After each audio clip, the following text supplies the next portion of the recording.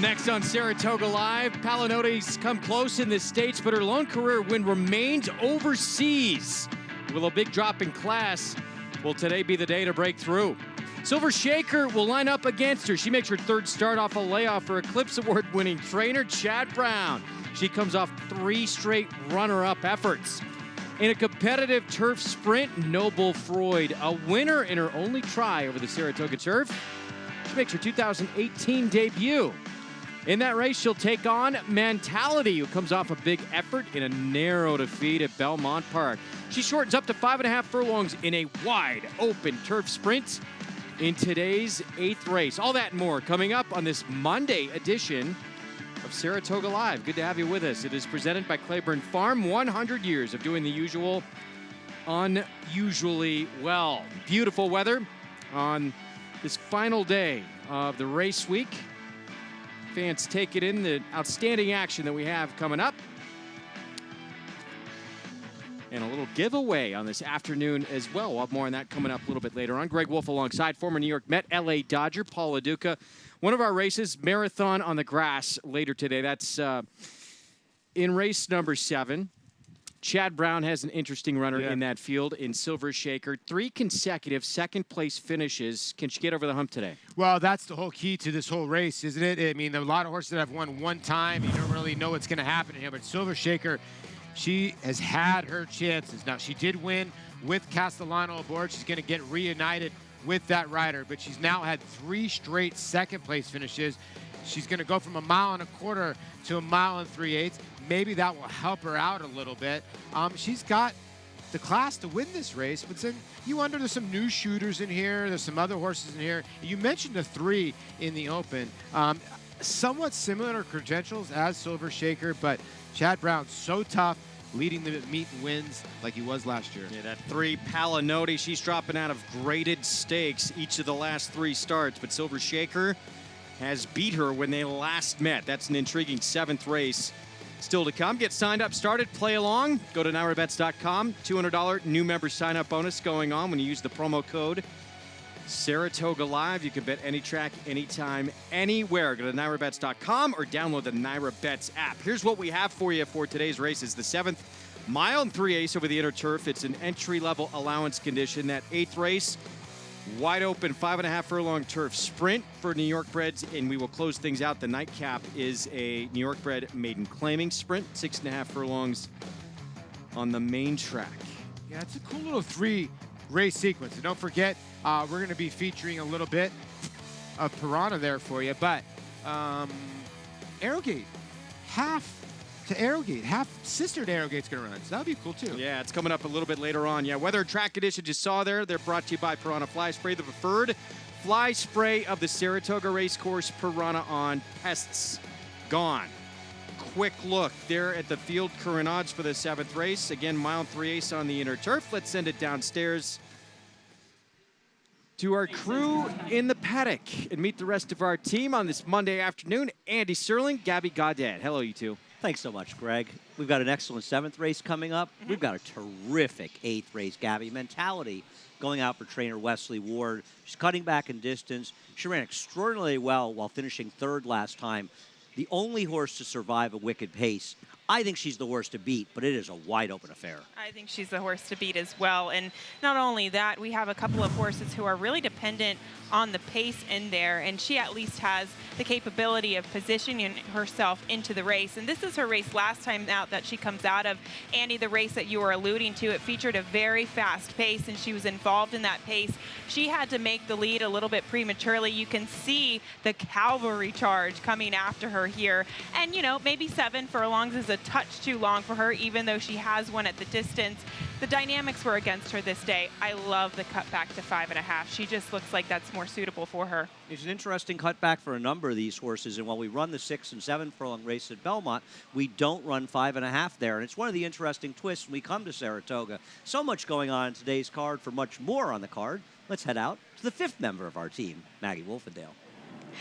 Thank you, Andy. And as Paul mentioned a little bit earlier, we do have that half to Arrogate right now here live in the paddock. That is number 6, Osari, in this mile and 3/8 allowance on the turf course. Now, she is a horse that Jonathan Thomas, her trainer, was saying that it just always seems as though that physically she's a year behind than what she actually is, and that she just has needed to strengthen, needed to develop and learn to race. Now, last time she got up just in the shadow of the wire, going a mile and a quarter. So you would have to think that an extra 1/8 of a mile will be to her liking. And Jonathan saying he's hoping for a good effort here. She's facing winners for the first time. And well, he's not expecting to win. He'd like her to show a little bit of effort moving forward, because obviously she does have that very nice pedigree. Medaglia d'Oro, half to Arrogate, Greg. Pretty cool pedigrees here in the paddock.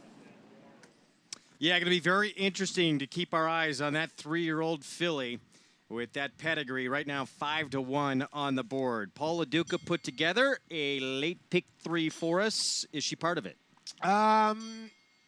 Yes. No. She's not good enough. Listen, I got to give her. Listen, she's facing some tough horses in here. Now, I do. Are you still thinking about it? Because you sound unsure. I was going to include her because you know me. I like horses that are 1 for the least, especially in this type of atmosphere where you have a lot of horses that are 1 for 8, 1 for 13.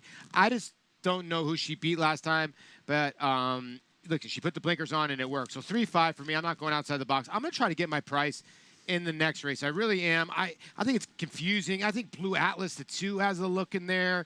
And then in the last race, Giant Scratches are the 1, Giant Boo Boo, no pun intended. And the 3 in there, I'm going to say Sudden Victory might have been a little bit of a scratch because people might have used that horse. Don't forget about the 13 in the last race. I have a sneaky feeling that horse can run. Yeah, big drop in class, equipment change, and you got that firster for Charlie Baker, I see as well, that 7 horse in the Nightcap. Apparently has some good workouts as well. We're going to take a break. We're 16 minutes to post. In race 7, coming up, the start of the late pick 3 here on this Monday afternoon here at Saratoga. We will be back with more coming up. Post parade from the 7th when we return on Saratoga Live. Mastery retired undefeated, winning his 4 starts by a combined 20 lengths. A 6-figure September sale purchase, he won impressively in his 2-year-old debut at Santa Anita. From there, he captured the Grade 3 Bob Hope Stakes and completed his juvenile campaign with a dominant performance in the Grade 1 Los Alamitos Futurity. At 3, the top-rated son of Candy Ride sizzled in the San Felipe, running a 105 buyer and winning by open lengths. Mastery, new for 2018 at Claiborne Farm. They're on. Bet the horses anywhere, anytime with Naira Bets. Rushes out of there to take the lead. It's easy on your computer or Naira Bets app. Earn valuable reward points on bets. Play in our exclusive promotions and earn cash rebates. Sign up now. Bet $200 and get $200. Bet any track, anywhere, anytime. NairaBets.com.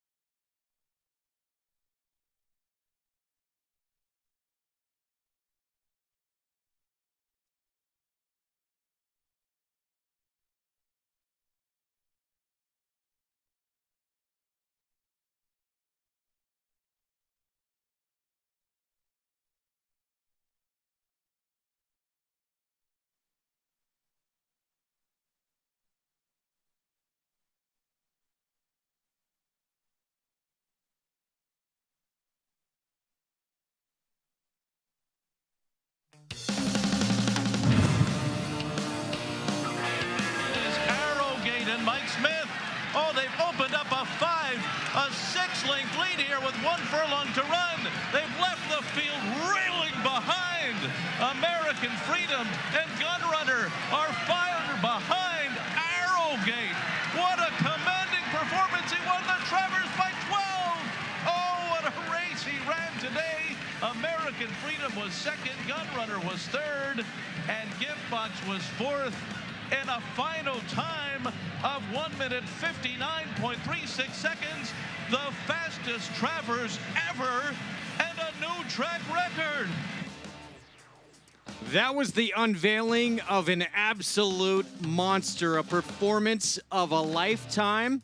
Of course, Arrogate would go on to win the Dubai World Cup in even more dramatic fashion, but this is where we learned about him.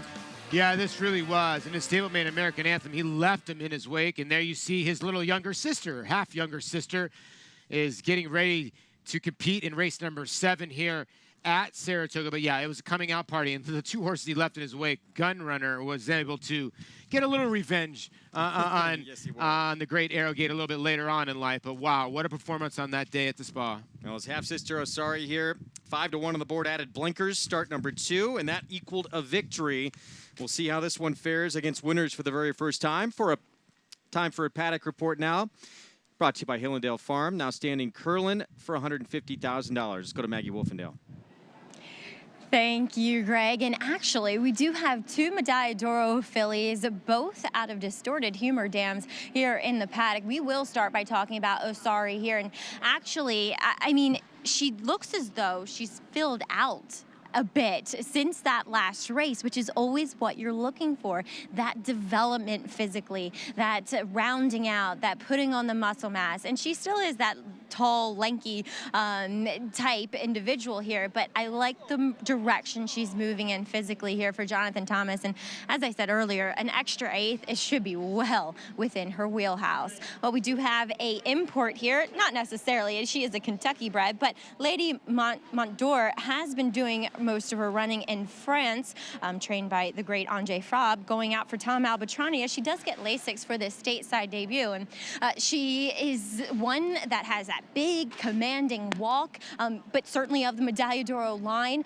physically, just he stamps them like this. And I like her overall presence here. Great energy moving forwardly, and it looks as though she's very fit coming in off of a layoff dating back to September. And the distance and the course, the way it is, shouldn't be a problem for her. And same thing could be said, though, for number 7, Galileo's Melody, a daughter of Galileo, and won in a bog down at Pimlico. And then she came up and she faced the likes of Bengala and Silver Shaker, as she will face her here again.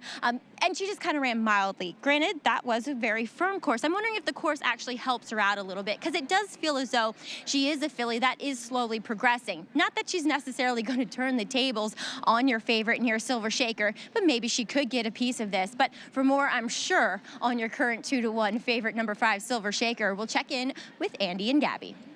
Thanks, Maggie. Silver Shaker actually ran extremely well last time, and she's been a horse who has been compromised at times because of her lack of speed. Now, listen, that's what happens to a horse with no speed, but she has run some very good races, and because of dynamics, unable to win. She's going to be your formidable favorite. I completely agree. I mean, she, especially in her last race, Andy, I mean, you're talking about the pace scenario. She had absolutely no pace in front of her, and she still managed to be one of the few fillies that closed from off of the pace. Distance looks suitable for her. She is starting to rack up those defeats, and where does the pace for her come here today once again? I think Tropical Wave will be somewhat forwardly placed, and listen, Palinodi's got a chance too. She could wire the field here, and we'll see who ends up being fair between those two. But Lady Montour is an interesting horse to talk about, the one for trainer Tommy Albertrani. This is a very talented horse. There's an argument based on her race 2 back, a Group 3 where she finished 3rd.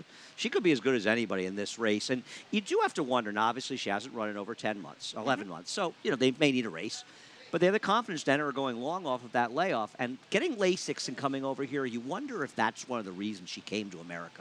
Usually, generally speaking, it's either Lasix or firmer going, and she gets both. I mean, the turf is listed as good, but it's not soft. She handled soft before, so it's probably Lasix. That's exactly. The thing. And you can see her, as Maggie was kind of touching on, she is a very lightly framed filly, and usually these fillies who are coming back off of these substantial layoffs with her frame, they get themselves fit off of the layoff, and they can also handle this type of going. So, yeah, she's got the class, but she was way off the pace in her European races. She gets the kind of has the feeling of a plotter. Right. You're claiming that she basically has the same running style as the 5 Silver Shaker, which could be problematic. The 3 Palinodi does not have that problem. she can be on or near the lead in here, and she's been facing much tougher company in her recent races. She's also finished behind Silver Shaker, on the other hand, and she's 1 for 13, and she too is piling up the losses. She is. The one race that stands out to me was going against Grade 2 Company 2 starts back at Belmont, where she did set the pace. And look, she lost that day, but she was 20-1, and she was facing a lot better horses than what she's facing today. She was, but she was also absolutely crawling on the lead, and I think it makes it look like she ran better than she did. You like Asari, the half to Arrogate, more than I do. I think she'll have to improve leaps and bounds off of her maiden to win here. She beat a subpar field last time out, but she was impressive doing it. She's got a very good trainer in Jonathan Thomas. She does, and yes, she's facing winners for the first time. This is going to be a very tough ask for her, but she looked like she was just getting going at 1.25 miles. So distance sometimes is a great equalizer, and I think that's going to give her the opportunity to take a big step forward. Be interested to see what she does. And, you know, she's got Tyler Gaffalione coming up from Florida, and while he may not be familiar to a lot of people in New York, anyone who watches Gulfstream is familiar with his talents, Greg. No question. And Paul LaDuca, you have mentioned his exploits and how strong a rider this is time and time again when we've been here over this meet over the last couple of years. And you look at this whole field, look, they're all one win under their belt. Obviously, Palinotti, Silver Shaker have more experience. Palinotti's coming out of Group 3, Group 2. But I almost like a horse who it didn't take that long to get that maiden score and on the improve. Yeah, I understand where you're going. And a lot of people don't realize that Andy makes a good point. He's 5th in the nation in wins. And Irad Ortiz Jr. is your leader. But Tyler Gaffalione can ride. Call a post from Sam the Bugler. It's a little steamy out. That's why they call it the spa. I'm steamy up here as well. There's a look at the 9 making the way to the track. Tropical Wave.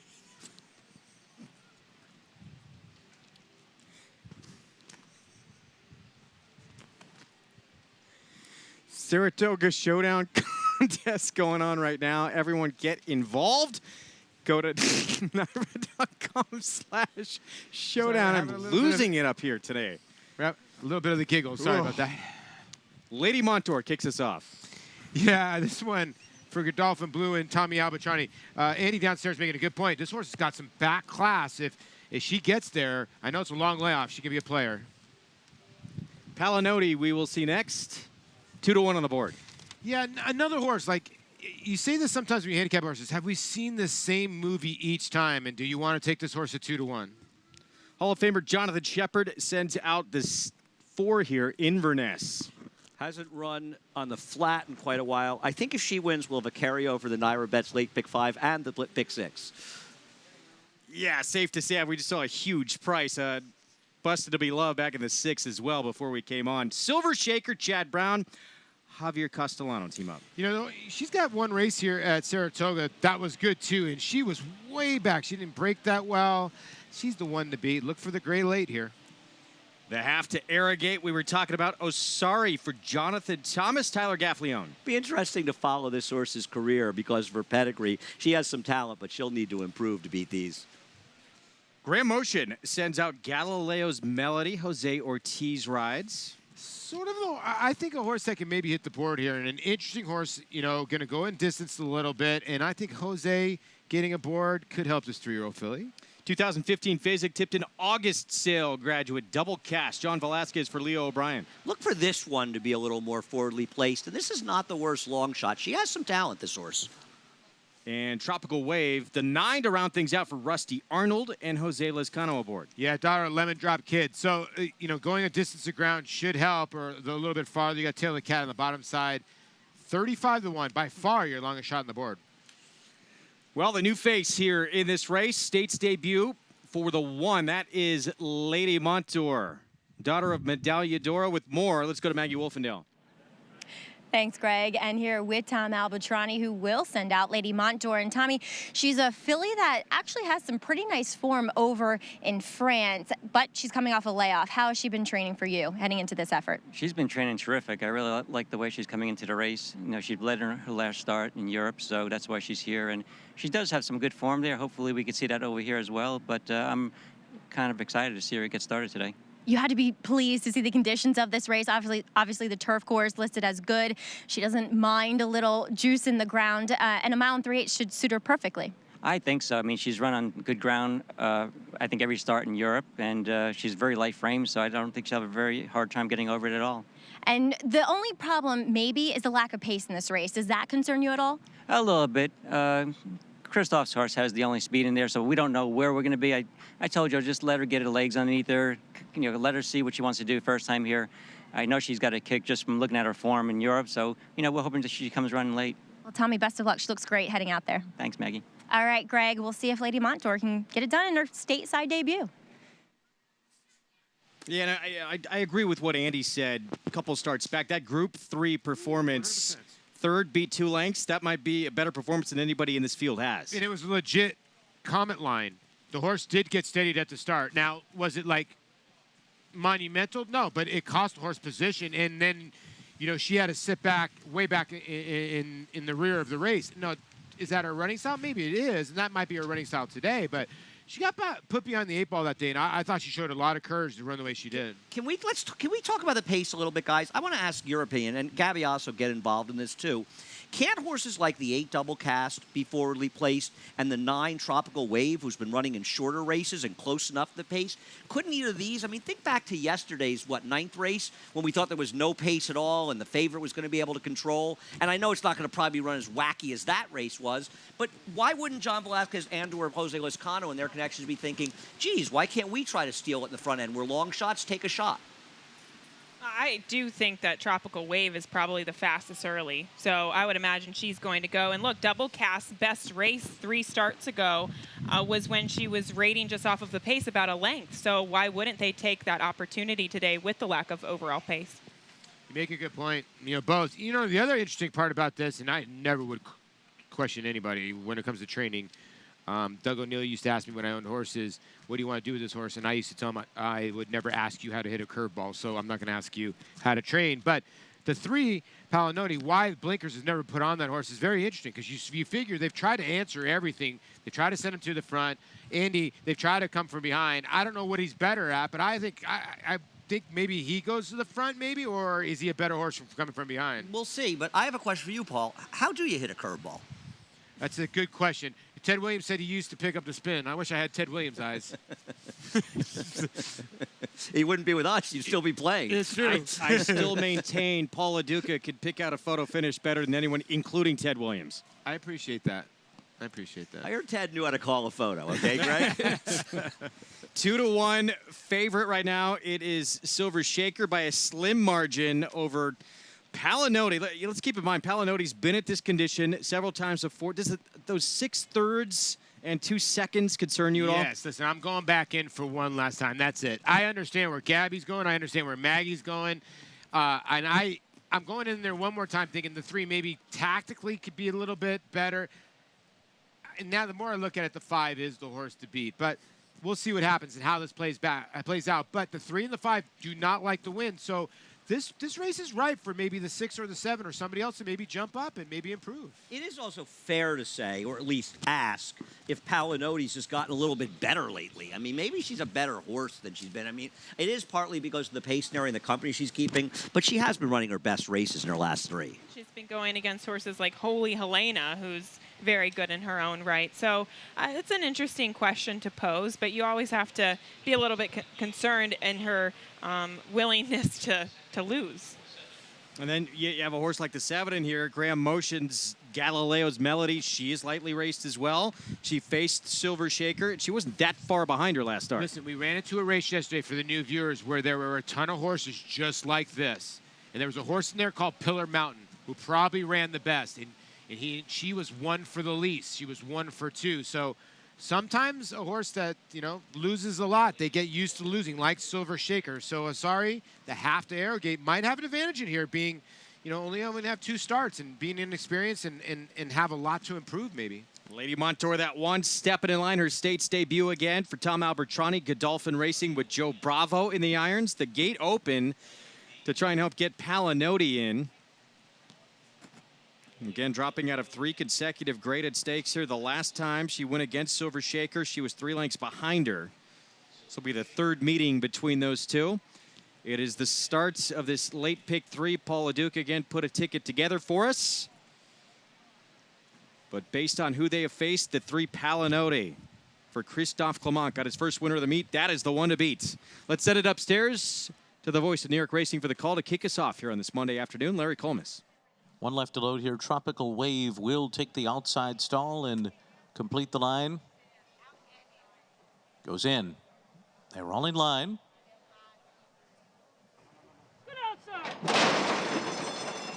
They're off. And it is Inverness who goes out there with Palinodi on the inside. Ozare is away running in third position. Lady Mondor is fourth and down on the inside. They're followed by Galileo's Melody. Double Cast is next. A Tropical Wave and Silver Shaker at the back of the pack. Palinodi is the leader with Inverness close up to the pace here. Running in second position as they come into the stretch first time around. Lady Mondor is third and on the inside. Ozari is fourth.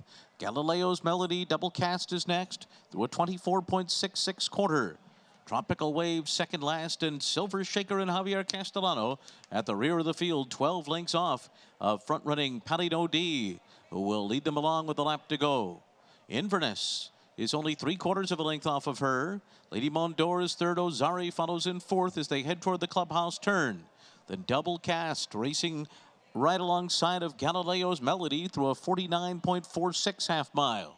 Tropical Wave is second last around that clubhouse turn. She's 8 lengths behind, and Silver Shaker trails her. So on to the backstretch they go. Palinodi up top leads them by 3/4 of a length. Inverness continues to track her in second position. Lady Mondor is third on the inside. Ozare follows in fourth halfway up the backstretch. 2.5 to Galileo's Melody outside of Double Cast. Then it's Tropical Wave and Silver Shaker. 3/4, 1:14.98 seconds as Palinodi and Joel Rosario make every pole the winning one so far. They're on top by a length and a half. Inverness tracks in second, moving for the turn. Ozari is third on the outside. Lady Mondor rides the rail around that turn. In fourth, Double Cast is next. Galileo's Melody's under pressure. Silver Shaker's getting going now. She's coming up on the outside, and she's within 5 lengths of the lead as Inverness starts to backpedal out of the pack at the top of the stretch here. Palinodi turning for home in front. Here's Lady Mondor to challenge and now go on by. Lady Mondor has taken the lead, pulling away from a tiring Palinodi. Double Cast is next, and then comes Ozari and Silver Shaker on the far outside, but it's Lady Mondor. Lady Mondor and Joe Bravo coming home strong to win it, going away to Ozari. From the back of the pack, Tropical Wave came on for third, then a photo between Palinodi and Silver Shaker in 2:17.43. State's debut, a winning one for Lady Mondor, Joe Bravo, Tom Albertrani, and behind her, we had some issues going on in the stretch. Yeah, well, first of all, let's give credit to the winner because this clash just showed. She destroyed this group. Now watch your the half to Arrogate. I don't know what happens here. Does she lean in? But she's going to come in on the 6, the 3, and the 8 right there. And it's pretty damning because they both get passed for third and fourth. Obviously, the stewards are going to take a look at this. Yeah, Gabby noted that right away with her, and we were just watching Lady Mondor, and you knew right away. Gabby and I talked about this about a half mile into the race. Lady Mondor broke so sharply in here and put herself in position. She was much the best. It's unusual to see European fillies in their stateside debut break that fast, but here we watch the head-on coming down the stretch, and yeah, Osari comes over. I don't really know what was happening there. Was she trying to switch her leads? She just, it was kind of an awkward thing. Tyler Gaffleone was almost leaning to his, I'm trying to get it right, to his right to try to keep her from doing it, Gabby. I mean, Tyler Gaffleone did everything he possibly could in this filly. It was clearly not a case of him being at fault. She was getting in. Yeah, but credit to Lady Mondor and even Joe Bravo. You know, this filly broke quickly, but Joe Bravo put her in a winning position. At this distance, that is the trip you want. Absolutely. Very good chance we're going to see this 6-horse taken down, placed behind the 3. But for now, unofficially, 169. Lady Mondor, your winner at 9-2. Let's go downstairs to Maggie Wolfendale. Certainly no questions about the winner here, as I'm joined by Tom Albertrani. Double duty here today with me, Tommy, but she ran huge, Lady Montour. She did. I'm really delighted to see that kick in her. And she was a little closer than I was expecting. You know, I don't know if Joe kind of asked her to leave there a little bit, maybe got her a little keen early on, but once she got away, she kind of relaxed and got covered up, and great kick. And obviously this for Godolphin Racing, Sheikh Mohammed. How important is it to win races like this for them? It's always important. I've been with them for 15 years plus, I think now, and it gives me great pleasure to just be part of the team. Well, job well done with Lady Montour. You deserve it here. Congrats, Tommy. Thank you very much, Maggie. All right, Greg, we'll send it back to you.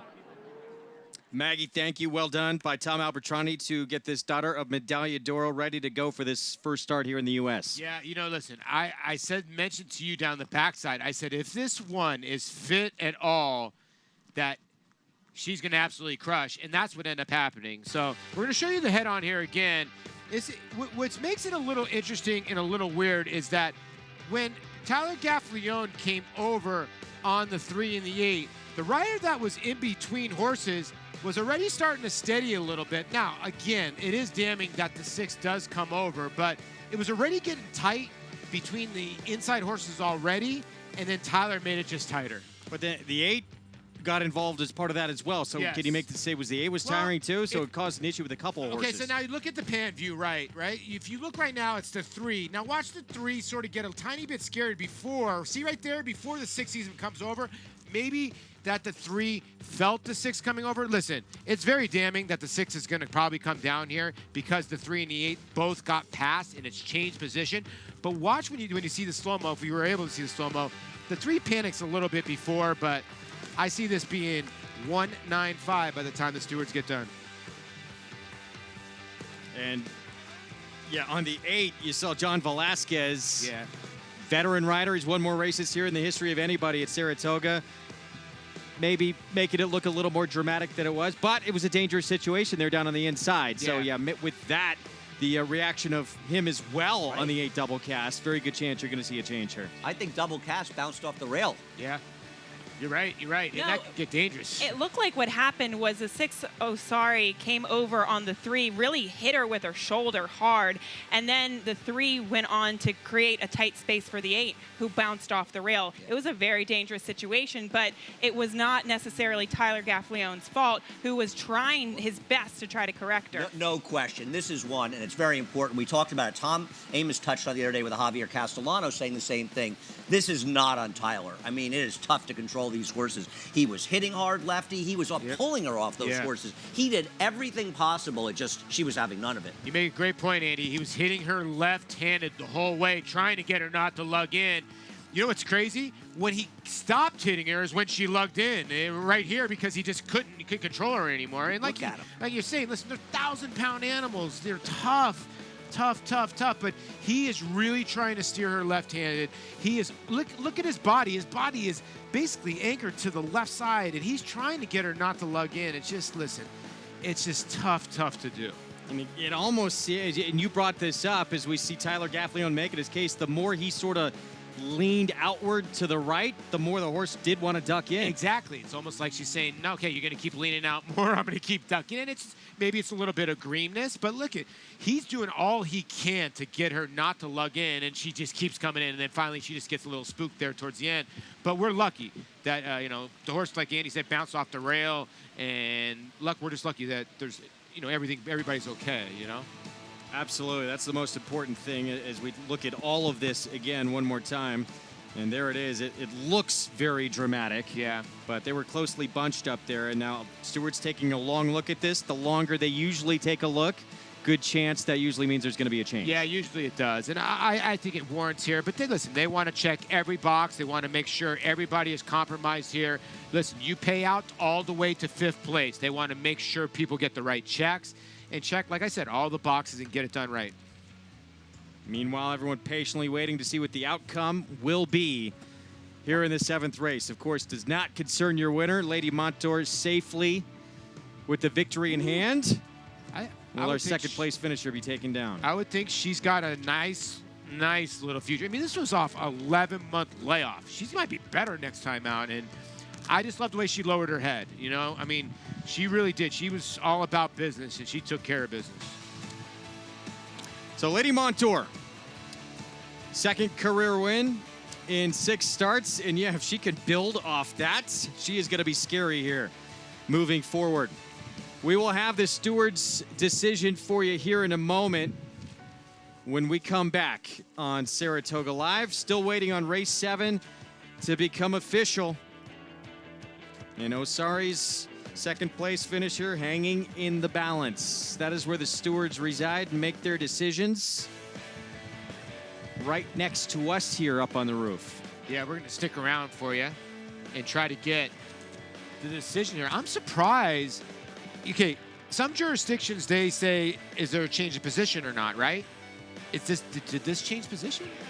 Did this cause change of position? Why is it up so long? I thought it would have been a much easier call than this. Again,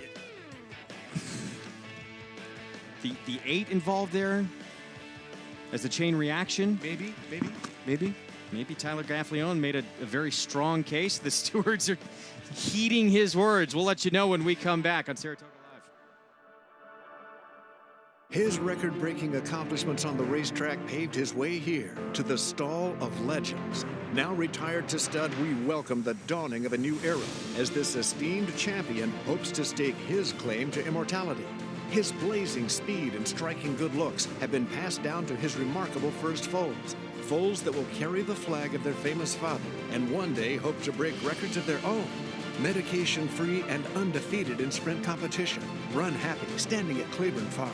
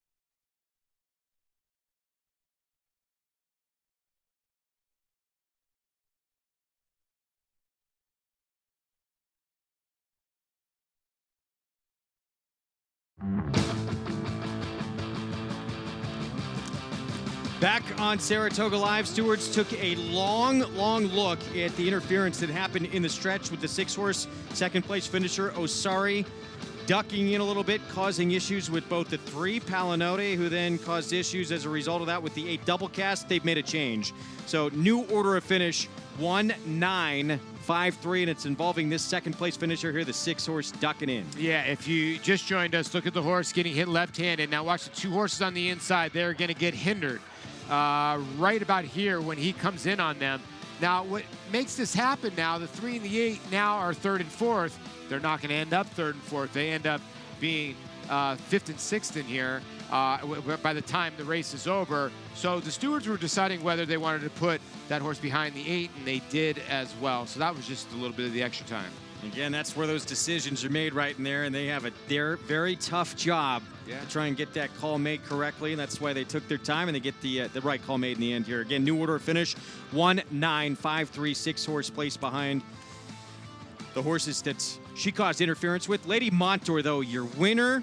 And again, impressive States debut for the daughter of Medaglia d'Oro for Tom Albertrani. Godolphin Racing with Joe Bravo aboard as we look at the Naira Bets late pick 5 follow along. Had a massive price, 19-1 shot in that maiden race back in the second leg. And this is going to play huge as well because the 3 Palinodi, the 5 Silver Shaker took the majority of the money in here. Yeah, they did. And I do think the 1 was the 3rd choice on a lot of people's cards or a lot of people's tickets, and maybe the 7. Yeah, but Lady Montour, we were talking about the 2 pedigrees, or Maggie was talking about the 2 pedigrees. Medaglia d'Oro had Distorted Humor Mare. Even though Asari got taken down, they ran 1-2, by the way. Look at yesterday, the Naira Bets late pick 5. It paid $37,125. We're going to show you what the pick 4 paid. $3,192. The difference was American Power, who was the favorite. Amazing. Truly amazing. And the off-the-turf event in the last race, you know, was a pretty usable horse with the 5. And the 1 was the key to that Realm. When Realm won the race before, I think it shocked a lot of people, yeah. Tremendous value. We say it all the time. In the Naira Bets late pick 5, it looks like we are on our way to a massive payout again this afternoon. If you're alive, we are rooting you home the rest of the way. Still a long way to go, however, 2 more legs to come. We're going to take a look back at a tremendous weekend that we had here. Of course, it was Whitney weekend. We had the test. Here it is. On behalf of the Phipps family, I'd like to thank the Hall of Fame's nominating committee and for all those who voted for Heavenly Prize. It was a privilege to have a filly like Heavenly Prize in the barn, and she brought us a lot of joy throughout her career. Raging Bull is a good 12 lengths off of front-running Guido up the backstretch. Raging Bull is down the center, plenty of ground to make up. Raging Bull finishing fast, Maraude Raging Bull. It is very close. Uni making a bold 6-wide move at the top of the stretch. Here's Uni. These 2 exploding from the back of the pack. Precious and Uni. Uni and Precious coming down to the line. These 2 right to the finish, and Uni did it. Here comes Mucho. Circling up on the outside, Mucho by the 8th pole, pulling away by 5, by 6, and Mucho won it by 9. Separation of Powers is moving steadily and moving strong. Separation of Powers on the outside. Mia Mischief at the rail. The 2 of them turn for home. Separation of Powers is on the outside. Mia Mischief just keeps on fighting her. The 2 of them tooth and nail at the 16th pole. Mia Mischief so game. Separation of Powers 2. The 2 of them down to the line. Separation of Powers. They're off in the Whitney. Oh, Diversify broke like a rocket. And Diversify gets some daylight with a half mile to run. He has opened up 3 lengths, and it is Diversify in front. In this wet Whitney, it is Diversify. Oh, and he's got a 5-length lead here. Diversify has won the Whitney in style. It was a surreal day, from the storm to the rainbow after the race. Realm patch on the outside. Realm's gonna make a race of it. Kurlov, here comes Realm. Here comes the wire. Very close. Tremendous weekend. Of course, the Whitney, the highlight. And for Diversify, sounds like onto the Jockey Club Gold Cup next as we take a look at our weekend stakes winners there. Separation of Powers, racking up another grade 1 in the test as well.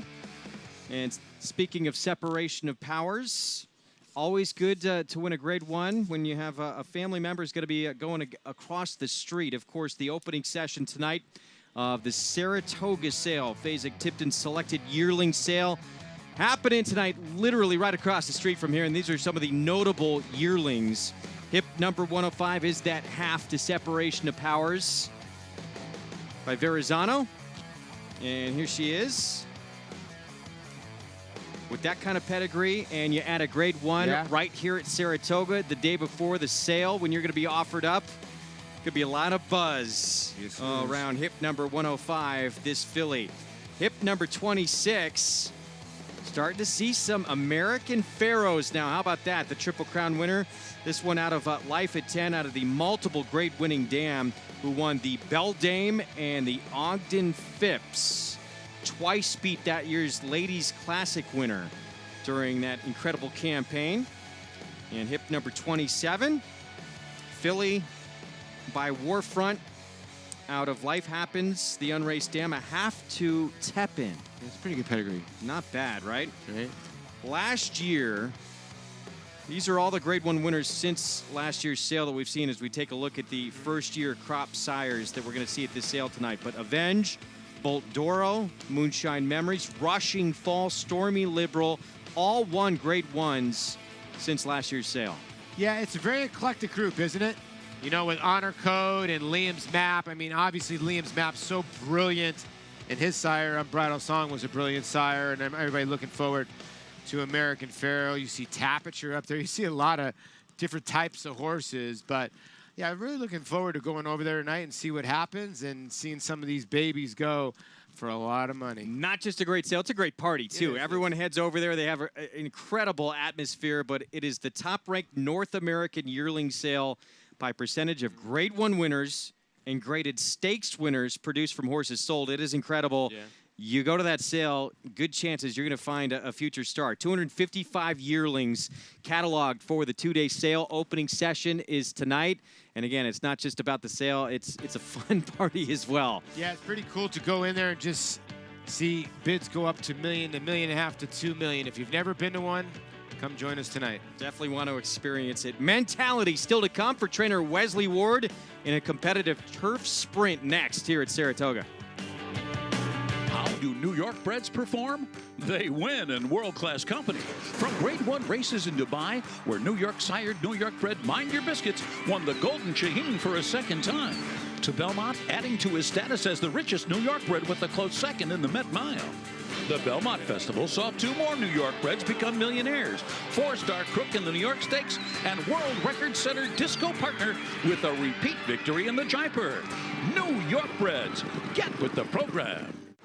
Switches back to the outside. Exaggerator down to the 16th pole, but Exaggerator has turned the tables. He has won the Preakness. He has won the Travers over American Fame. Irish War Cry has won the Wood Memorial. Alice. Good Magic's gonna win his first race, and he's gonna do it as the Breeders' Cup Juvenile.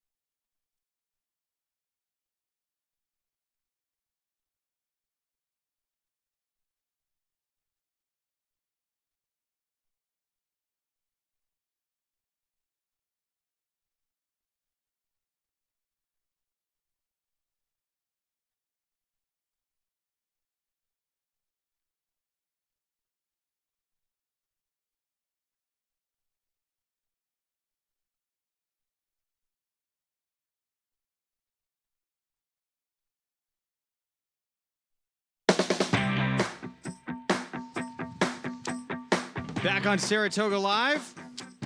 Good to have you with us on this Monday afternoon at the premier race meet in the country, Berkshire Family Mondays.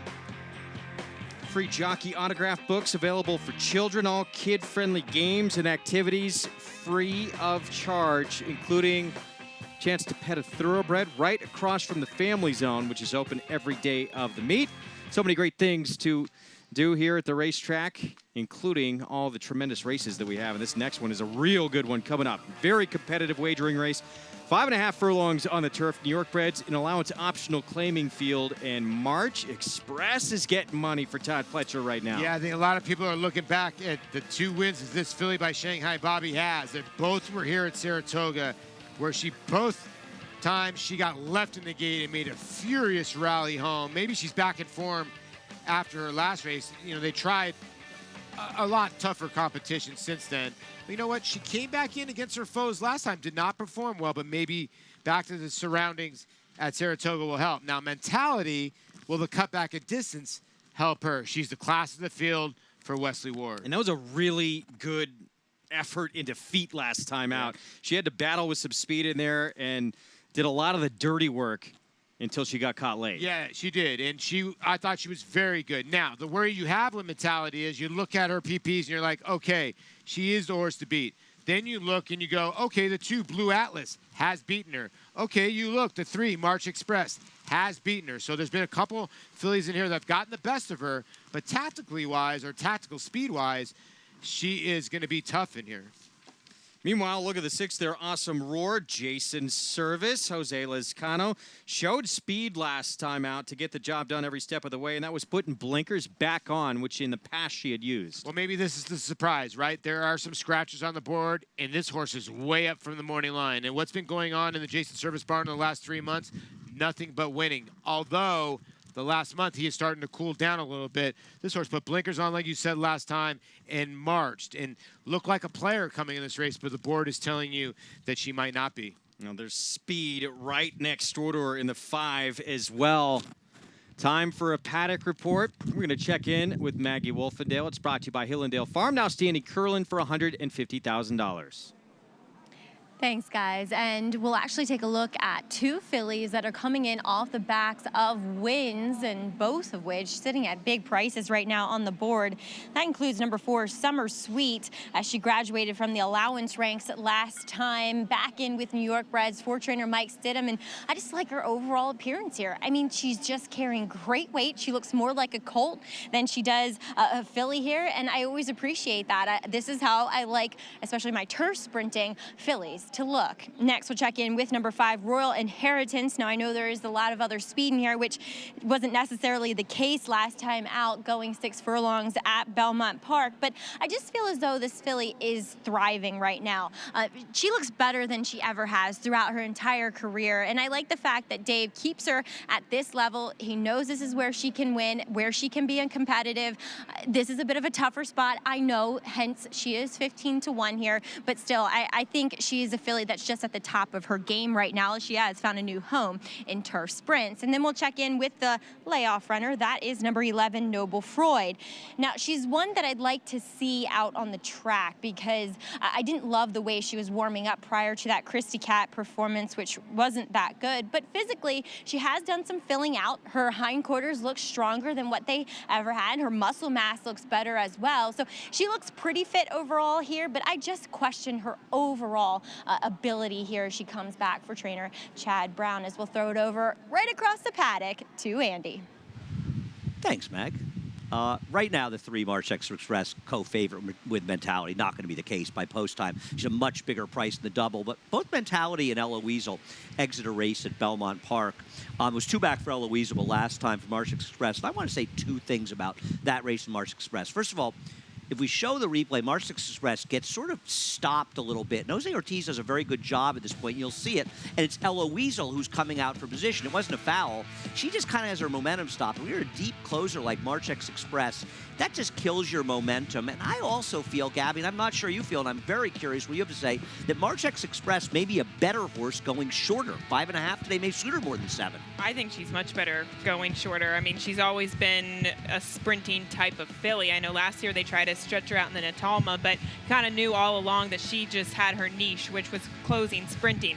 And 7 furlongs can sometimes deflate that type of closing kick. She did have that trouble a little bit, but did you feel that once she finally got in the clear, she started to tread water a bit? Well, she did and she didn't. Yes and no. I don't think she ever got in the clear because she kind of had to alter course. The worst thing you want to do when you're kind of a closer, you want to get your momentum. You want to be able to keep going forward. So she gets to stop one. She never really got that clear run. So I think it's a combination of both. I think she did tread water, but I just think it's hard to do what she did. Now, Ella Weasel's a horse that I will admit I have followed a lot. I've played and lost. I got a lot of love for Ella Weasel. She's on the Surling list of pets. But she has been unlucky. I mean, she caught that slow pace last time out when second Royal Heritage. Ran extremely well when you consider the pace. More pace today. She ran fine in that race. And for me, when I looked at this race, I thought I had 3 types of horses. The speed of Mentality, the deep closer with Marchix Express, and the sort of middle ground with Ella Weasel. So I thought she fit that bill. And one of these days, she's going to get a little lucky and win a race like this at a price. Yeah, we'll see. I mean, she is 2 for 20 on turf, but that said, you have to respect her because she really does show up every single time. I just thought that this race is pretty tough. It's a salty race. I'm not doubting it. I think she's good enough to win it if she gets a little bit of a break. But that's what turf sprints can be so much about. They're about trips. Horses get bad trips. Horses get a little bit lucky. This is an absolutely sensational race. We're going to go to break. We're going to come back. A lot more to come on Saratoga Live.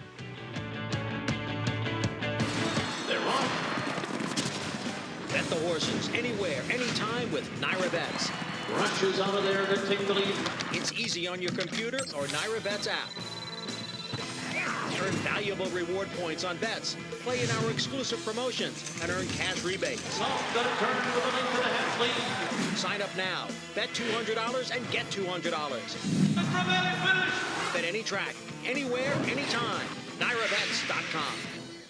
Kentucky Derby winner Orb was the leading freshman sales sire of weanlings, yearlings, and 2-year-olds. On the track, his runners have scored on both dirt and turf, including stakes winners Autumn Warrior and Orbelution, stakes performer Scrapper, and TDN rising star Explorer. In the sales ring, his progeny continue to sell well beyond his stud fee, including the $1 million co-sale topper at Saratoga. Classic winner, classic pedigree, Orb, standing at Claiborne Farm.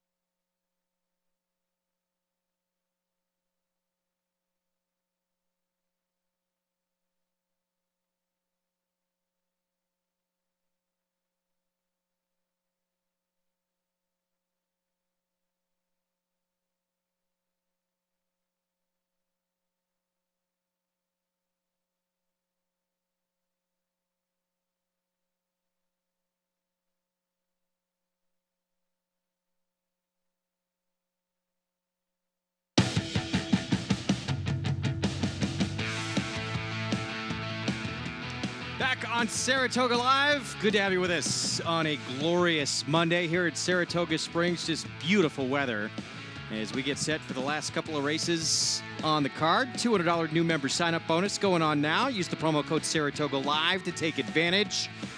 Get signed up. Bet any track, anywhere, anytime, including this sensational Naira Bets late pick 5 wager, which today it looks like there's a potential we could see 1 ticket. Yeah, we potentially could see carry over. Yeah, it depends what happens here. I mean, but was there really a horse you took a stand with in this race? People probably took a stand with maybe Mentality because she's truly the one to beat. But if you get a crazy another long shot here, there's going to be a couple horses that are going to be carrying this over. And this race is very wide open. It is not easy to find a winner in this spot here, but March Express, the 3 for Todd Pletcher, co-favored right now with Mentality. Both those two, well, now the 3 floats up to 7-2, but Mentality, slight favorite at 3-1. But again, she's faced a couple of other these before. In fact, Blue Atlas, the 2, who's on the board at 18-1, has beat her. That's the kind of race we're looking at. I'm not getting that. I'm not getting that price. I don't, like, listen, I like the 2. I never thought 18 to 1. They're basically telling this horse is dead on the board, but this horse should not be 18 to 1. I should say like 9, 10 to 1, somewhere in that area. When she beat Mentality, too, she had trouble out of the gate. This is her 3rd start off the bench of her 3-year-old campaign. She's intriguing at a big number there on the board. Everyone making their way over track side here as we have our post parade here coming up momentarily. You know, we talked about the speed a little bit in here, Paul. Royal Inheritance, the 5, we know it's going to show some pace. Awesome, more of the 6 as well. We'll talk more about it in a minute. Let's start with the 2. Blue Atlas, who we just mentioned, again for Todd Pletcher with Javier Castellano. Yeah, her races last year as a 2-year-old were pretty good sprinting on the turf, and maybe too close to the pace last time out. I think she's got the look of a live long shot. March Express, the 3. It's Jose Ortiz for Todd Pletcher as well.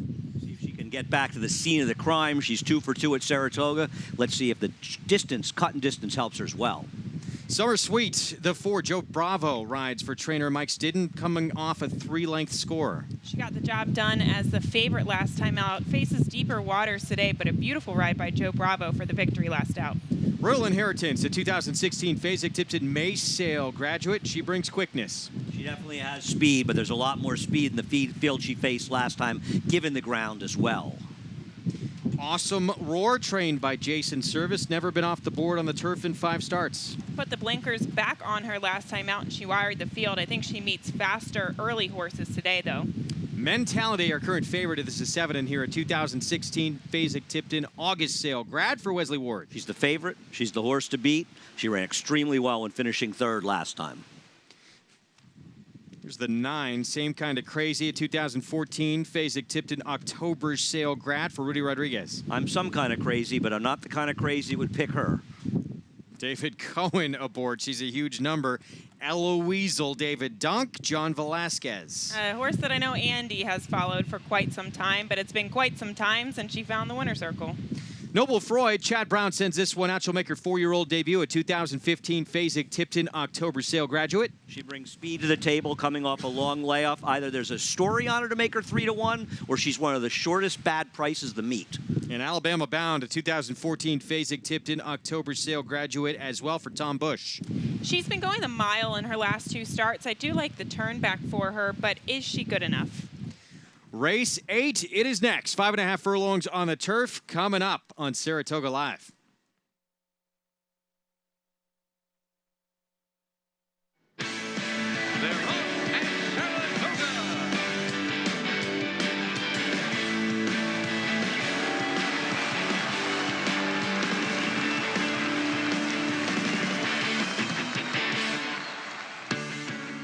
Welcome to Saratoga Live on this Monday afternoon. Beautiful weather at the premier race meet in the country, and the final 2 races of this Monday card are coming up, and they are extremely competitive here. We're just 3 minutes to post here in the 8th race ahead. Be over this good turf course, 5.5 furlongs in this turf sprint. Greg Wolf alongside former New York Met, LA Dodger Paul LaDuca. Mentality in here, the 7 filly, the horse to beat on the board for Wesley Ward. She's been beat by some of these others, including a huge long shot, though, in this race. This is a tough race to get through. Yeah, you really joined us at the perfect time. 10 fillies, 3-year-olds and 4-year-olds and up, that you can really pick or choose who you like in here. And each horse in here has different running styles as usual. You have a horse like Mentality, who Greg was talking about, the 7, closer to the pace. The 3 in here, March Express. The issue with her has been in the gate, but she does have 2 wins over the surface. And then the 11, a little puzzling that she is close to price with the 3 and 7 in here. I like a little bit of a long shot in the 2, but you can make a case for a lot of different fillies in here. Well, the favorite clicks down another half notch here. Mentality, the 7 down to 5 to 2 with more on this daughter of Freud. Let's go to Maggie Wolfendale. Thanks, Greg. And actually, in regards to Mentality, the last time she ran, as she was a heavy favorite in that Stallion Series race, spoke to Wesley Ward prior to that effort. Now, he had been gone at Royal Ascot before that, and he said that he wasn't overly thrilled with the way she looked. He thought that she had lost some weight since that big win to that race here. So I'm wondering that since he's gotten a little more time with her, she's been training here in New York, he's been mainly here in New York as well, if that's helped. He's kind of gotten her back to where he'd like to see her. She looks great to me. Obviously, I don't know her quite as well as he does, but I am liking what I'm seeing from your current 3-1 favorite. Now, as I had said in the paddock with Noble Freud, she's a filly that I did not like the way she was warming up prior to that Christie Cat. And today, out in the track, she is moving way better. She's throwing her front legs out there. Obviously, there's some issues with her. Conformation-wise, she isn't the prettiest. She's a half-sister to La Verdad and Hot City Girl. These are multiple stakes winners, and she only costs $15,000. I mean, granted, it was as a weanling, but still, to begin her career out in the Midwest, not in New York, well, there must have been an issue prior to that start. Obviously, she can run a little bit, but as Andy kind of alluded to, it's still a big ask for her. I don't know how good she is, but 3-1, guys, I don't know. Is anybody willing to take that?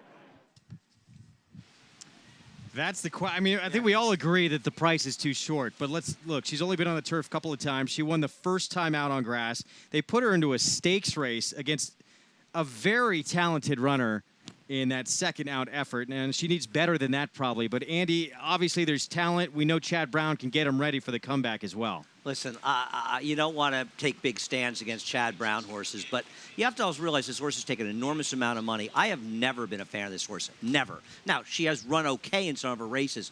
This is a tall order. She's going to have to duel with Royal Inheritance, perhaps have a deal with Awesome Roar early, and hold off some closers. It's a very tough spot, Gabby. Yeah, and not only that, I mean, I actually think that her dirt races are better than her turf sprint races, but this is obviously a logical spot off of the layoff. The 5 Royal Inheritance who we're looking at right now, I think she is the speed of the speed. Now, whether or not she's good enough, I don't know, but I think it could carry her a long way, and she's a huge overlay at 16-1. I think she was gifted a race last time out. I will be shocked if it happens again, but that's what makes horse racing. I'm with Gabby. I like the 5 a little bit here. I think that price is way too big. Well, I'm with you. Listen, Blue Atlas to 2. Todd Pletcher has turned into one of the better turf sprint trainers of late. So you're getting 16-1 or 15-1 on Blue Atlas, who's beaten your favorite Mentality before. I know that he needs to turn around his form, or she does, but you're getting prices everywhere if you like. We are set. Tremendous wagering race. Let's send it upstairs to the voice of horse racing's Triple Crown for the call. Here's Larry Colmus. Alabama Bound takes up position in the outside stall here. They're all in line.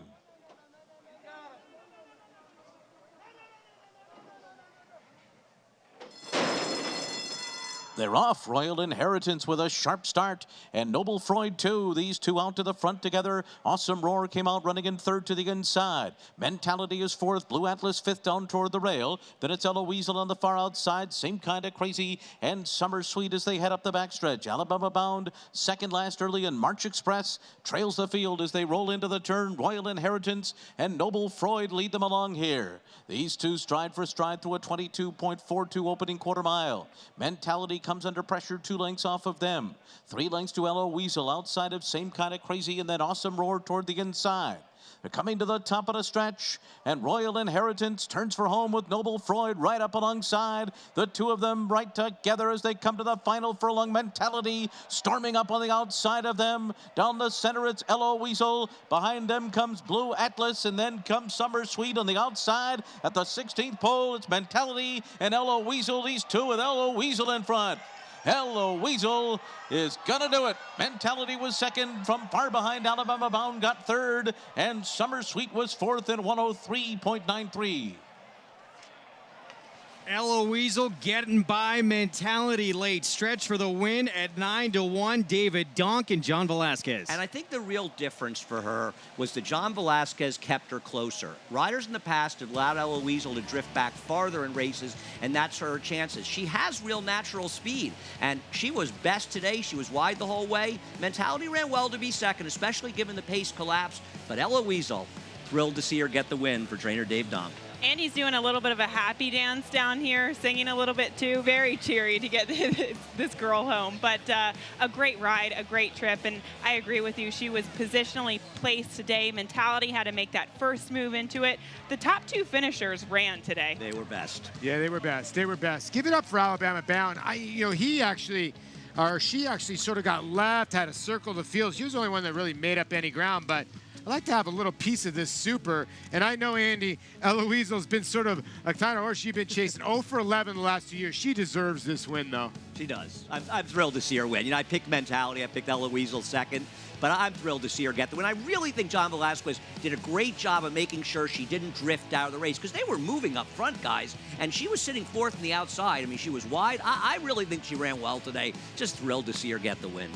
There's winning trainer David Donk, all smiles. Heading to the winner's circle with Eloise 9-1.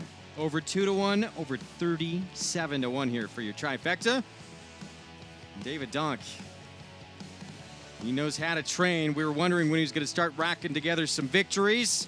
Gets one here in the 8th on the card. We'll be back to wrap this one up and set up our nightcap still to come. And we're going to meet 7-time Eclipse Award winning trainer Todd Pletcher, who owns a couple of Kentucky Derby wins as well. That's next. We've waited nearly 4 decades for a horse to conquer the American Classics. He was worth the wait.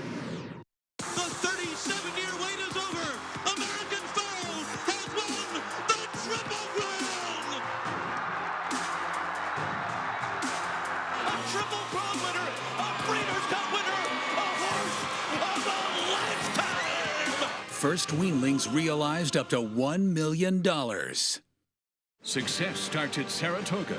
The Saratoga Selected Yearling Sale has established a reputation for high quality and high performance. Recent graduates include Grade 1 winners Avenge, Bolt d'Oro, and Moonshine Memories, and 2017 Breeders' Cup champions Battle of Midway, Stormy Liberal, and Rushing Fall. The nation's #1 sale by percentage of Grade 1 winners. The Fasig-Tipton Saratoga Sale, August 6th and 7th. We found Breeders' Cup champion Rushing Fall at Saratoga. Where will you be? His record-breaking accomplishments on the racetrack paved his way here to the Stall of Legends. Now retired to stud, we welcome the dawning of a new era as this esteemed champion hopes to stake his claim to immortality. His blazing speed and striking good looks have been passed down to his remarkable first foals. Foals that will carry the flag of their famous father and one day hope to break records of their own. Medication-free and undefeated in sprint competition. Run happy, standing at Claiborne Farm.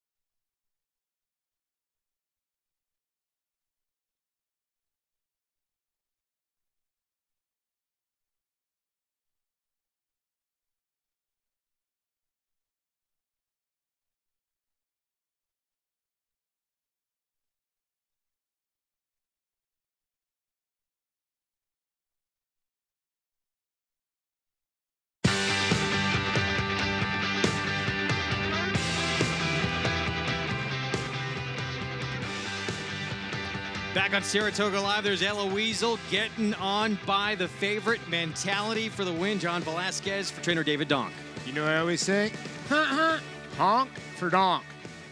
And Eloise gets the job done here. And congratulations to this mare by City Zip at the APD Mare AP test. We talked about 0 for 11 last 2 years. Not anymore. 1 for 12. Look at the pick 3. I don't care if you're live in the pick 4 or the NYRA late pick 5. 2,500 Benjamins. I didn't know my partner was Jan Rushton. She used to make that phrase famous. Honk for donk back in the day. NYRA Bets late pick 5 follow along. 126,000 plus in the pool. Wow. Oh, $40 horse in the second leg. $20 horse in leg number 4, and we're not done yet. This has been a tough one to come up with. Let's go downstairs to Maggie Wolfendale. And joined by co-owners as well as trainer here in the winner's circle with Ella Weasel, Susie Halsup, and Dave Donk. And Dave, finally, Johnny V, you're one of your longtime friends as well. Ella Weasel has been knocking on the door, and she gets the job done here at the spa.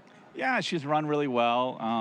I'm sure Andy has alluded earlier today, some bad trips. So, but, you know, he got a great trip. Obviously, you know, Johnny's like a brother to me, so it's fun to win here with him. But she got a great ride, great trip, and got the money.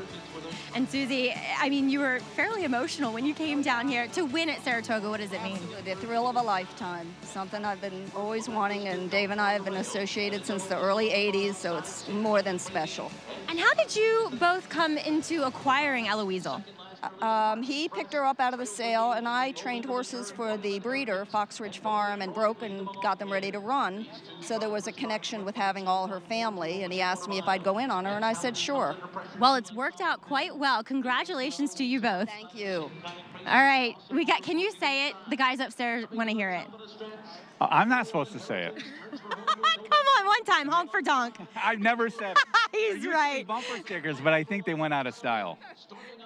I'm bringing it back. We're bringing it back on this show. Honk for donk. Again, it's Friday. It's not a weekend. I'm a weekday trainer. Stop. We're going to make you a Saturday trainer. Isn't that right, Greg? Yeah, with performances like that. Yeah, back in the day when Jan Rushton used to work here for the New York Racing Association, she made that phrase famous. Used to say it all the time. But they're a potent team together, especially on the turf. Yeah, they are. And he's an underrated trainer. And he's such a superhuman being, too. A great guy. And I'm happy for him. He's winning races up here. His horses are running well. Here's what we close it out with. 6.5 furlongs. New York Breds, $25,000 maiden claiming event, and not everyone covered in the NYRA Bets late pick 5. No, 6 out of the 11 horses carry over. So if you're alive in the pick 5, or we call them RAs, if you're a root against her, the 2 is paying $107,000, the 6 $8,900, the 7 $35,000, the 11 $11,000, and then the 13 $53,000. Any other horse wins, we will have a carryover to Pink Day on Wednesday. Make sure you wear your pink on Wednesday, Greg Wolf. Absolutely. You get a day off to do a little extra handicapping as well. Our show each and every day brought to you in part by champion sprinter Run Happy. He was a special one. And one of his great moments came right here at Saratoga in the King's Bishop. Never lost during his career while sprinting. Perfect 7 for 7. He did it all while running without Lasix medication. And we're going to see his offspring coming to a racetrack near you in 2020. We talk about, or we showed Arrogate a little bit earlier. His coming out party was here in the Travers. This horse's coming out party was here in the King's Bishop when he just decimated a field. Absolutely, and then he'd go on to set a track record to end that campaign in the Breeders' Cup Sprint at Keeneland. He was a tough one to beat, and he let us know right out of the break from his very first start ever. That was a race at Turfway in that debut where he broke his maiden. John Velasquez, he just got the win for David Donk. He is the all-time leading rider here in the history of this historic racetrack at Saratoga. Time for another edition of Jock Talk.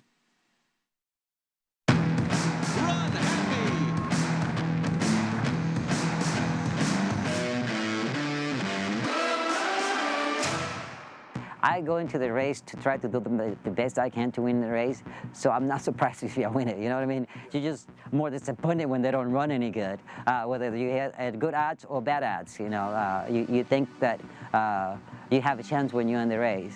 So I look at it that way, you know. I want to go in to win the race, and to say it's a favorite moment or a surprise moment, no, I want to win every time.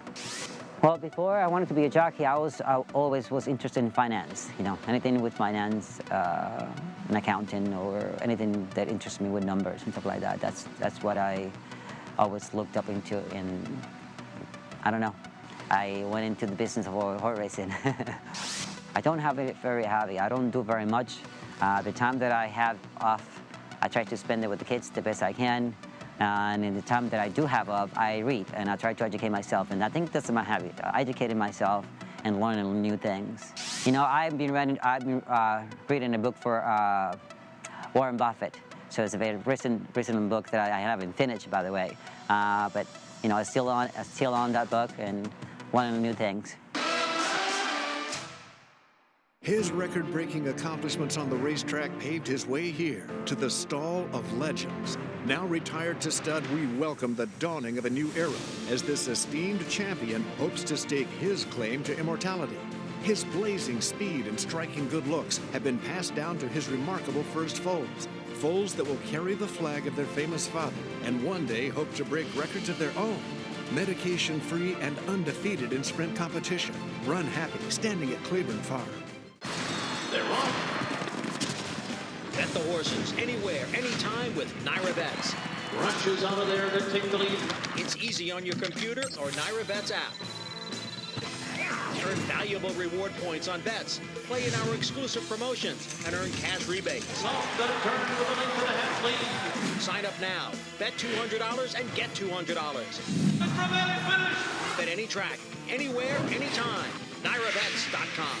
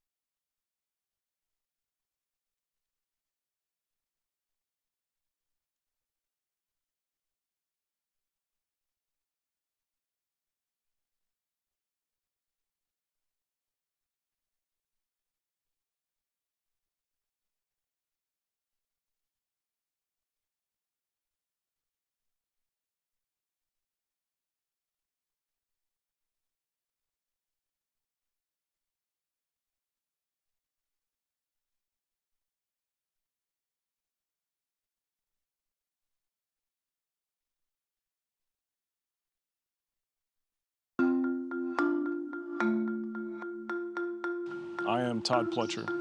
Always Dreaming has won the Kentucky Derby. And a second Kentucky Derby for Todd Pletcher. I am a trainer.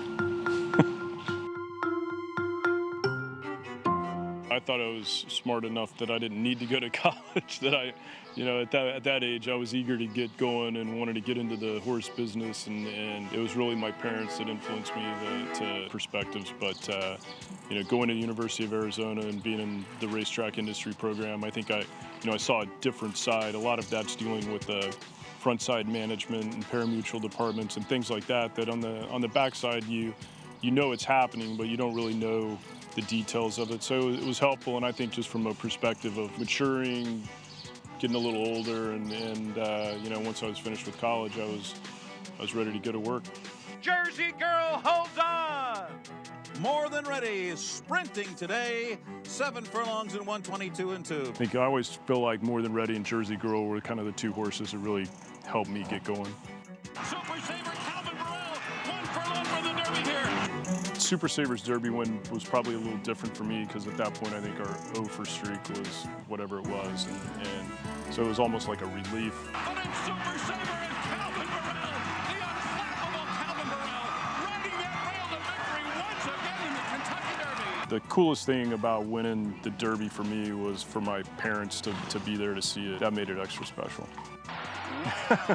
I was pretty excited, you know, and then just the emotions that go through your mind in 2.5 minutes, you know, that race from the stumble at the start.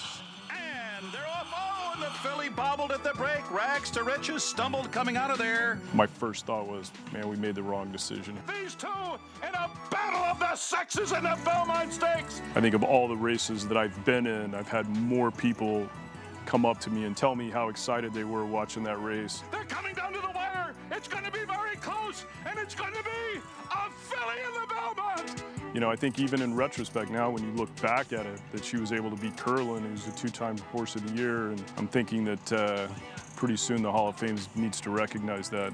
I'm a little bit frustrated she hasn't been inducted already.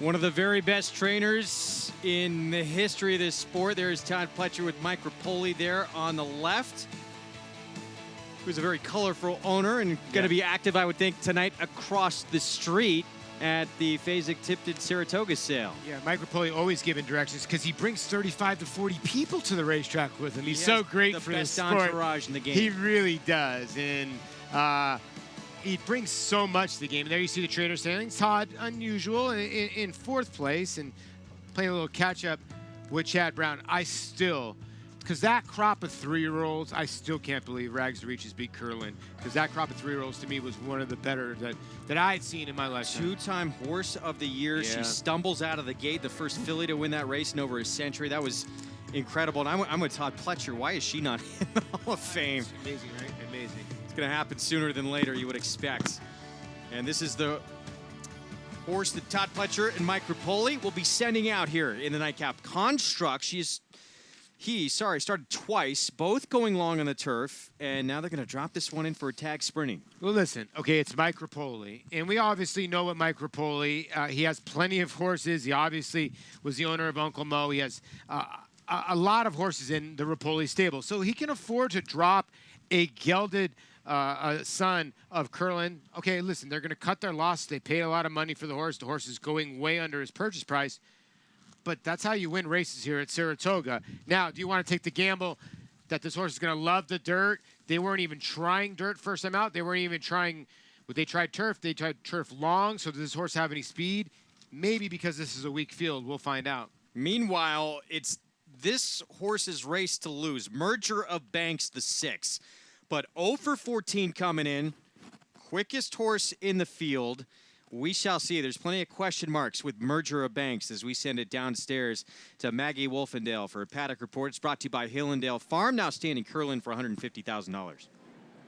And we will get to that son of Curlin in the paddock in just a few moments, Greg, as we'll check in with the horse that you were alluding to, the gray horse, Merger of Banks, as he will make his 15th start still as a maiden. He is quick, but he has trouble sealing the deal and getting to the wire first, that's for sure. But I've picked him on numerous occasions for his previous lower profile connections, but the fact of the matter is he goes out for Rudy Rodriguez now. Does that change him that much? We'll find out. But I will say that he has put on a little weight, which I always ultimately appreciate here. So the front bandages, the equipment as far as the blinkers, it all stays the same. We'll just see if Rudy can finally get him to the wire. Moving on to a first-time starter here in the mix for a dangerous Charlie Baker is number 7, Global Impact. Not a bad-looking son of Tisway. The only thing is, usually Tisways are a little bit more proficient on the turf. This guy does show up wearing front bandages and a 3/4 cup blinker as well. So there's a lot of equipment and things going on with this runner, hence probably showing up for the $25,000 despite being a good-looking type. We'll see if Charlie has him ready. Physically, I would say he does. And he's always a guy that I'd pay attention to as this horse looks the part in the paddock. Then there's number 11, Construct, the son of Curlin, as he will go turf to dirt here as well as turn back in distance. I'm actually okay getting on this surface. The problem I have is the distance, although the blinkers do go on. It's just a shortcut on this guy who is just really elongated in his frame. He does not look or present himself as a sprinting type. So we'll see. There's some question marks, but he does go out for dangerous connections here. Andy, what do you think about Construct? I think I'd like to book him at 3-1 before I bet him, but he is a wild card and can win this race, and obviously he's a weirdo. But, you know, Merger of Banks, the 6, the favorite, just kind of, he's a weird kind of play horse because these horses run, I mean, Construct will get to him. He's run twice in the turf going long, and now he's supposed to win going short in the dirt at 3-1. He's mad at you. You can have him. Anyway, the 6, Merger of Banks. Listen, it's a big trainer change. I don't want to knock Eduardo Jones, but you're talking about a guy he's not over 43. He did win a race here actually the other day, but doesn't win very often. Rudy Rodriguez is a high percentage trainer that wins a lot of races. He's got a lot of speed. He's had a lot of chances, but he may have found the right field on the trainer change, Gabby. Yeah, you're not always, foaming at the mouth to pick a 0 for 14 maiden and a maiden 25 type of race, but he's fast. He comes out of a deadly barn, and there are some things to like about him. On top of that, I found this crazy stat. First off the claim on the dirt with maidens, Rudy is 11 for 19, 58%, and an ROI of $4.61. Oh, yeah, no, he has these remarkable maiden off the claim stats, and it may go up. It may be even higher after this. Now, the 13 Pure Quality is actually the horse that I would take if I was looking for an other horse in this race, a backup. Now, he may not be a runner at all either, and they did debut him on the turf as well. But in fairness, Pure Quality going out for Jorge Abreu, an ex-assistant to trainer Chad Brown, his one dirt race down in Florida, that was against serious horses. The third-place finisher, King Zachary, well, he won a stake, the Matt Wynn, down at Churchill back in June, and Pure Quality takes the huge drop. He's my other horse. He's my top pick, and I hope we get 7-1. I hope he wins. He just makes a lot of sense to me. Just for that, there are horses who have been losing at this level. He is one of the only class droppers in this race, and he puts the blinkers on because he is a bit of a plotter. So I like him best, but the 11 Construct, another one that's getting the blinkers on today. He showed speed last time out at 1 1/8 miles. I'm wondering if the blinkers go on to try to get him going, sprinting, and also get him out of the gate. Well, I just don't know what to do with a horse that, was on the pace in a very slow pace, 1 1/8 miles in the turf. Comes out of a very weak field. It's a first foal. I mean, I don't know, guys. I mean, it's just a total guess, and I don't mind guesses and stabs. Like, at least our 13 is 7-1. Would you take 3-1 on Construct? I'm with Andy. Yeah, I think we would both say pass. I'm passing, and I'm in agreement with both of them downstairs on the 13 because I'll tell you why. November 26, 2017, 13 made his debut, right? Son of Stormy Atlantic. A 11-horse field. They're not working those horses out on the turf before their debut. He got bet that day, so he was obviously working okay over the dirt. They went to the dirt at Gulfstream Park. Something went amiss there. That's an open race. You know how tough that race is? By the way, that's the championship meet. Whatever they're running now is no meet. So that was a championship meet. So he ran against better horses there. Now he's running into a field where I feel this is really his first start. He gets an outside dry, looks good in the paddock. He can break. I don't see why not. He can't win this race at 7-1. And here's the thing about the 6, Merger of Banks. His last 4 or 5 races, the rider has looked like he's dead loaded at the top of the lane. He just doesn't want it. Now, can Rudy turn that around? Maybe he can. But sometimes horses are perpetual losers, and they just don't like to win. And sometimes a great trainer can't turn that around. It might happen. He's a huge favorite in all the multis. Isn't Global Impact a horse we should at least mention? I mean, this is a firster for Charlie Baker. 6 foals. This horse related to 6 runners that did no running on the track, but is taking some money. A 4-year-old first-time starter, but maybe they're betting off the 47-3 work that shows. Maybe they're betting because there's just really nowhere else to go, Andy? Yeah. No, you're Paul. Yeah, Paul may be very right about that. But on top, I don't know. I kind of disagree because we have Rudy off the claim. We've got a Todd Pletcher horse in here, and Charlie Baker's 9-2. On top of that, when his horses take money, they usually deliver. Todd Pletcher or not with the 11.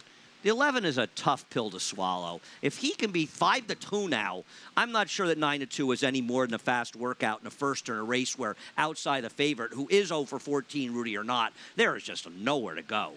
I think Paul's right. I'll take Paul's side of that, to be honest. Meanwhile, there's the 2-horse Shuffling Madness, 9-1.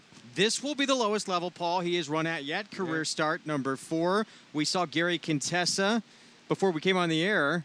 He went with a 19-1 shot in the NYRA Late Big 5, but almost ran 1-2. Yeah, and if the 2 wins this race, $107,000 will go to a NYRA account holder. So you know what that means, Greg Wolf. The NYRA Bets customer with a single ticket alive to the 2. We are rooting big time. $150,000 minimum payout if you're a single winning ticket, so someone is alive to that. Good luck. I get it, guys downstairs. That race on a sloppy racetrack, if it's not, it's okay, not without a shot, right? He is not impossible. No? I mean, he's dropping from maiden 40. Yes, he was beaten 10 lengths last time out, but this isn't a stellar bunch in here, and I think he runs competitive numbers to be right there. I'm going to disagree with that. He's a little on the slow side. He's not impossible, and I'd love to see that guy win. Don't get me wrong. Whoever that person is, maybe a woman as well. I just think he's a little bit on the slow side. In his last race, he comes out of a very weak field. Yeah. But his best race is also in a slop. But I hope the person wins. There are some questionable runners in here, though. Yes, there are, but he's an outlier. Andy, that's the thing, though, right? With Merger of Banks, you don't want to take a horse who's 0 for 14. He's had every opportunity to get by. He had the lead in the stretch last start. He gets beat. But it might just be a field finally where he can finish. Right. I mean, sometimes they win by attrition. We'll see if that is the case here this afternoon. Call to post coming up for our nightcap here on this Monday afternoon. A few different ways to go here in this final race on the card. Can Merger of Banks finish? He should have the lead here in this spot. He had the lead last start. He wasn't able to hang on at this very same level, but first start with the new barn of Rudy Rodriguez. Is that the key? I hope he is the key. He's only not had the lead at the quarter pole one time in his life, so yeah. He's going to be in front. And that horse there, just about everybody here on set thinking you can make a big case for pure quality, dropping in for a tag for the first time. Putting the blinkers on as well for Jorge Abreu as we kick off our post parade here with the 2 Shuffling Madness for Gary Contessa. A horse who's coming out of a big defeat last time out, but taking a slight drop in class. 4-horse Won't Be Missed for James Ferraro, going from turf to dirt and cutting back. Looks like a tough horse to make a case for, regardless of the surface. Flat out Javian is the 5, first time in for a tag. Yeah, Dalton Brown aboard. I mean, this horse has been 72-1. I understand the drop from maiden special weight, but nah, at 47-1. The one to beat, the one to catch. Merger of Banks, 8-5. It's Rudy Rodriguez off the claim. He is a speedster, and he has to prove that he can even go 6.5 furlongs today. First-time starter, it's the Charlie Baker runner, a son of Tisway with Eric Consell aboard Global Impact. You know, I like when horses at least work somewhat towards the distance. He's got a 6 furlong work into him, and Charlie looking for another one on the day. It's the kind of race to take a new face, too, isn't it? Mr. Yabo, the 8 for Greg Matisse. By heavy breathing out of a mare who's produced 7 winners and a total of $400,000 in earnings. Decent little pedigree on the bottom. Bighorn Ranger, the 9 we're going to see here in a moment.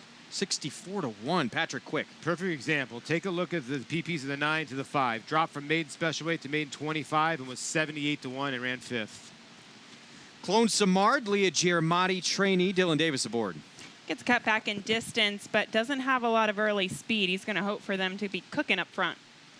3-1 on Construct, the Rapoli stable Todd Pletcher runner with John Velasquez. This horse is truly the Ricky Bobby horse. He really is. Is he going to finish first or last? He's a tough read here at 3-1.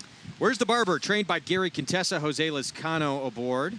A horse who has not shown up in his 2 first starts so far, but does get the fast track for the first time. Yeah, I thought that made that one interesting. A couple of sloppy tracks his first 2 starts. And here's Pure Quality.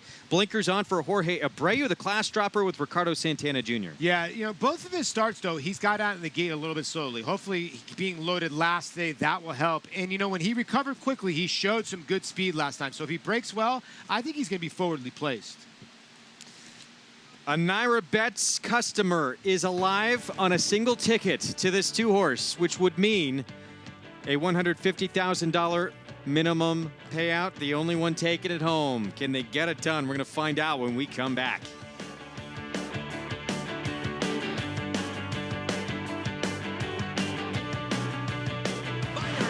Turning for home in front. Coast of New York on the outside. California Chrome is third. Shared Belief laboring back there in fifth. 1 furlong to run. Bayern, Coast of New York. California Chrome on the outside. The 3 of them come to the wire. Bayern, Coast of New York. California Chrome. Here's the finish. Bayern holds on.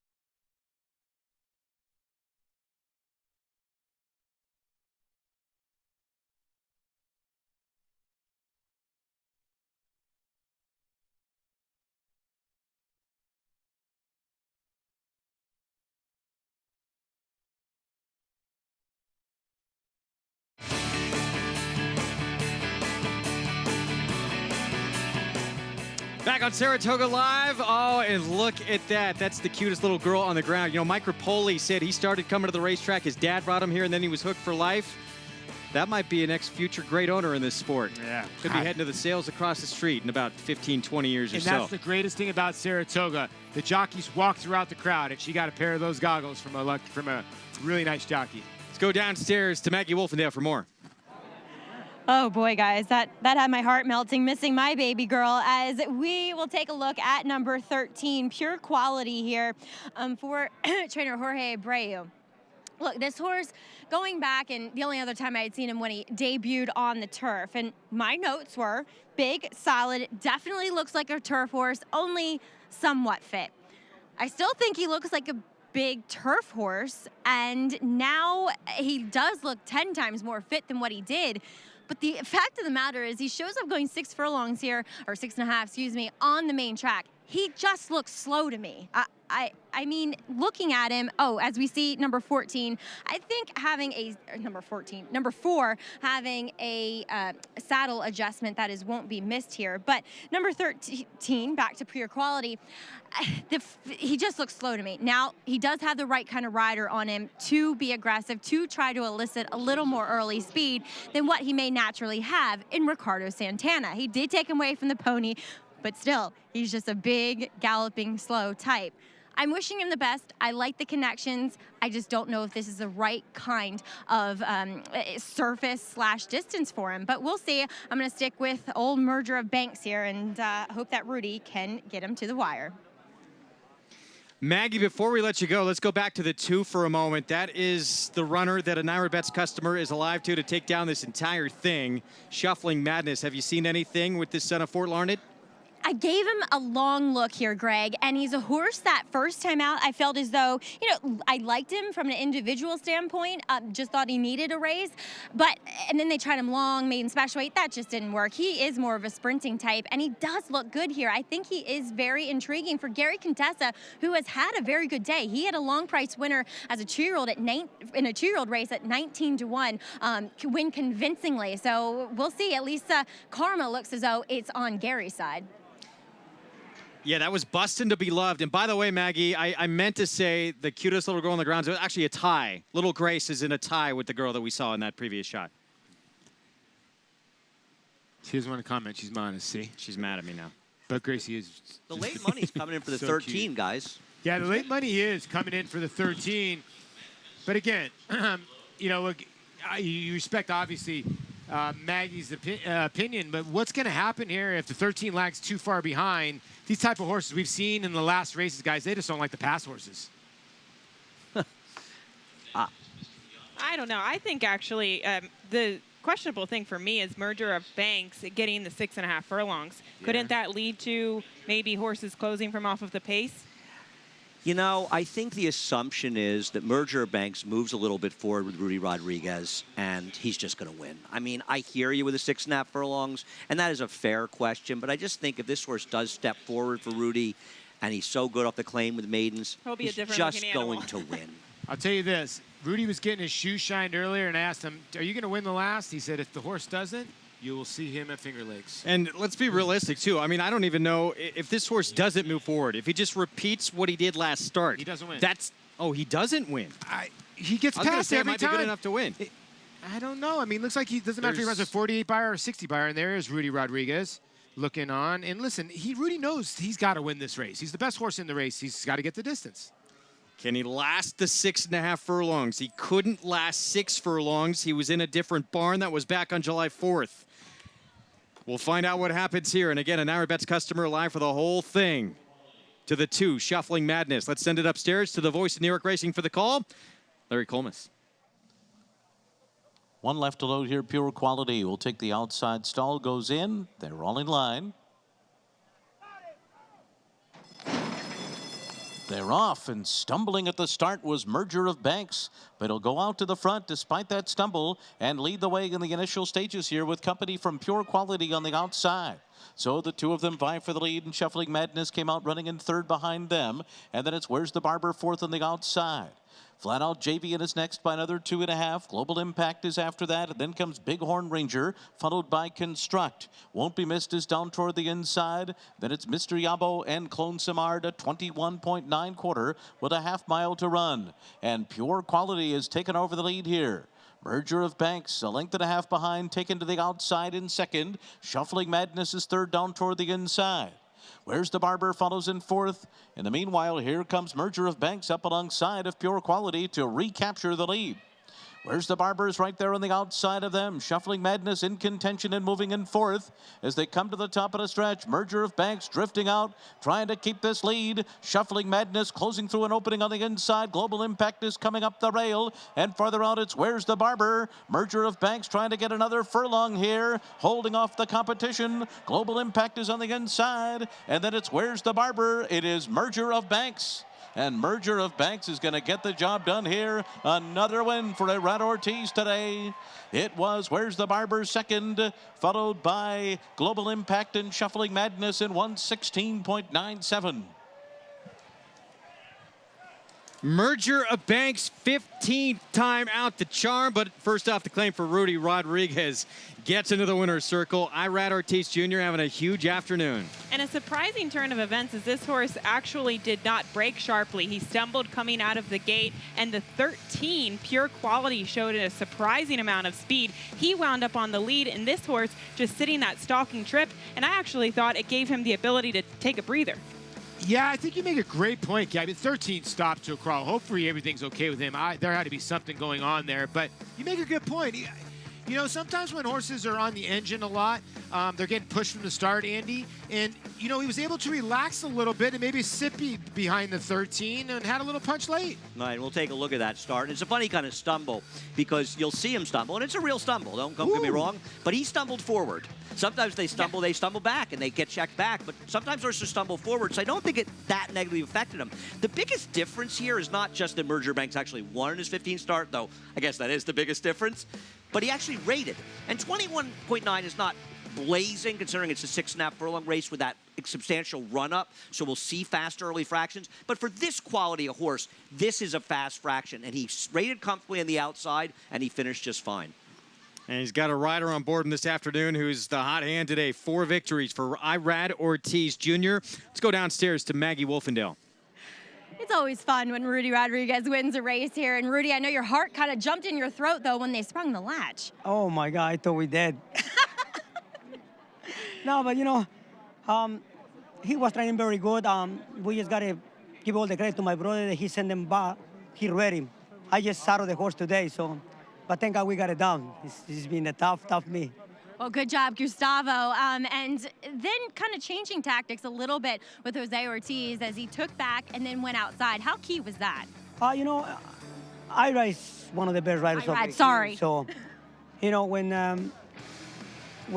Santana went to the lead and he took it back, I thought maybe we did too, because he never do that. But, you know, I guess he was the best horse in the race, and he get it down, so it's all good. Congrats here, Rudy. But you also were getting on Andy and I for picking, saying the pressure was on. Don't worry, we rode you home too. Oh my God, I don't know. When I see Andy, La Duca, you, I say, oh, there we go again. But you know, it's all fun, so we got it done, and we just gotta go celebrate tonight. Yeah, what a way to end the day. I'm sure we'll see Rudy over at the sales a little bit later, Greg. Will we see you at the Fasig-Tipton sales? You better believe it. I only got one word. I'll be over there, too. One word for that performance. With all the weight that you guys put on this horse, that was clutch. I honestly don't think this crew has put more weight on a horse's shoulders the entire meet here at Saratoga than this one. Yeah, and congratulations. Listen, a horse, you like to see these horses. They're going to break their maiden sooner or later, and a good ride by Irad Ortiz Jr.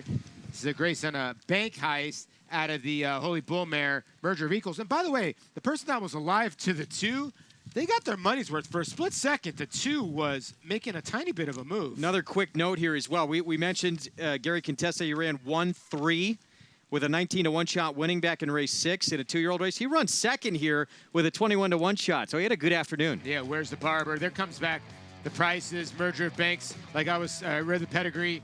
$974 in the pick 4. That's the reason why you play the pick 5, because you get back $8,200 in the pick 6, $90,000. Time to go to the casino. Yes, it is, and it's walking distance. Naira Bets late pick 5 follow along. There it is, $8,292 payout. This was a real difficult one to come up with. If you had this, congratulations. That's some serious handicapping. Yeah, very good handicapping. Very good. But again, it comes back that way with a horse who is an even money, miles the best standout. Yeah. Well, you had to believe in the trainer change to Rudy Rodriguez. It's hard to single an 0-for-14 horse. Whoever did it and hit that, kudos. Saratoga Showdown free online contest. We have it every day on the show. JJP76 getting it done this afternoon. Congratulations. You can play every day for free without risking any of your own money at all. You're playing for real prizes. Go to NYRA.com/showdown to get involved each and every day. And again, part of the prizes, 2019 Belmont Stakes ticket package. We'll be back with more right after this.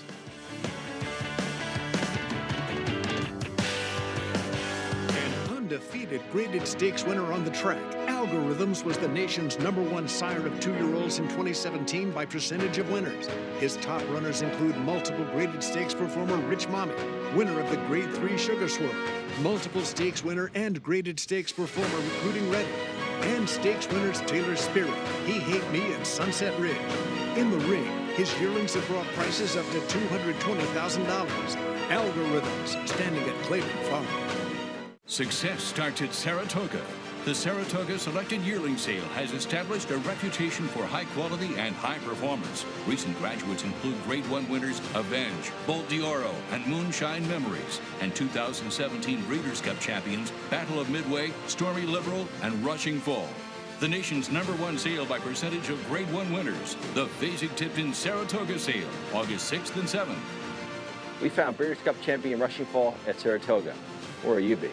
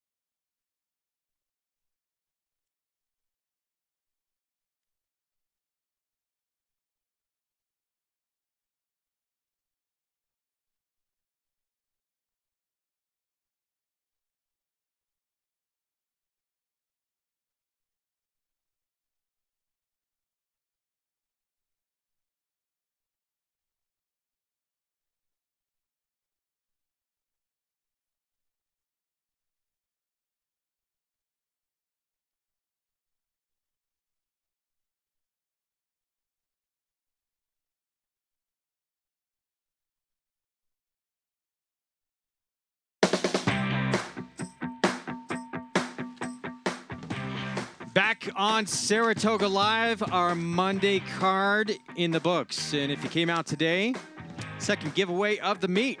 Saratoga umbrella giveaway with the Saratoga logo on it as well, and that cool little handle to make it even more convenient. Coming up this weekend, more great action. 4-Star Dave, one of the most popular horses to ever run here at this meet. And Yoshida lining up for Hall of Famer Bill Mott. Voodoo Song back in action as well, and a heart-to-heart for Brian Lynch. Yeah, this is a very interesting race. Yoshida coming back from Ascot, who surprised, I think, a lot of people running a good fifth after winning at Churchill Downs in the Turf Classic there. Voodoo Song, a speedball. Who surprised a lot of people with that win last start. Yeah, you're right. It's very eclectic field. Small field, going to be fun, though. Meanwhile, the quick call, we are off Tuesday. Of course, we're back on Wednesday. This is a feature race on Wednesday. 5.5 furlongs on the turf. World of Trouble, Jason Service, going to be trying the turf for the first time from the rail. Yeah, and after this weekend, I'm going to go get myself a couple martinis, like the 7, dirty. Enjoy your day off, Paul LaDuca. In race 7, it was Lady Montour, State's debut. Tom Albertrani, Godolphin Silks into the winner's circle, and in a wide open 8th, Eloise for David Donk, John Velasquez, Honk for Donk. We're bringing it back. Day off. We will see you on Wednesday, everyone. Take care.